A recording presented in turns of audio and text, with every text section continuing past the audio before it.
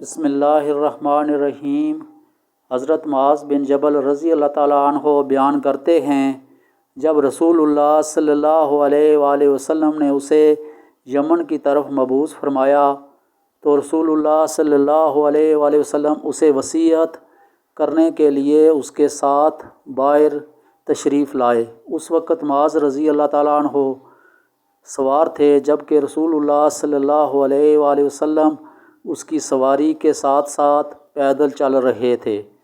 جب آپ فارغ ہوئے تو فرمایا، معاذ ممکن ہے کہ تم اس سال کے بعد مجھ سے ملاقات نہ کر سکو، شاید تم میری مسجد اور میری قبر کے پاس سے گزرو۔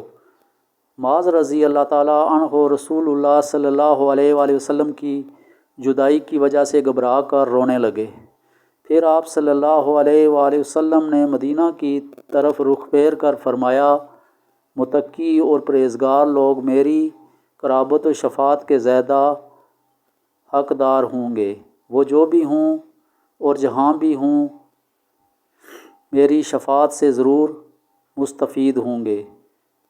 حضرت ابو قتادہ رضی اللہ تعالیٰ عنہ بیان کرتے ہیں، رسول اللہ صلی اللہ علیہ وآلہ وسلم نے فرمایا، بیع کرتے وقت زیادہ قسمیں اٹھانے سے بچو، کیونکہ اس سے تجارت کو فروغ تو ملتا ہے لیکن کاروبار میں برکت ختم ہو جاتی ہے۔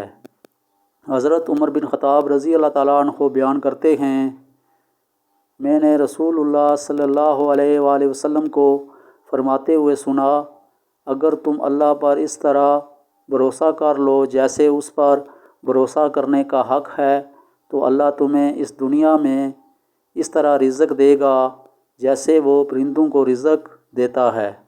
پرندے صبح سویرے بھوکے پیٹ رزق کی تلاش کے لیے نکلتے ہیں اور شام کے وقت شکم سیر پیٹ بھرنے کے بعد واپس لوٹ آتے ہیں۔ انسان اگر حصول رزق کے لیے اللہ پر پختہ یقین کر لے، وہ روزی رساں ہے، اللہ اپنے بندے کو بہتر رزق دینے پر قادر ہے۔ اللہ ہمیں ان احادیث پر عمل کرنے کی توفیق عنایت فرمائے۔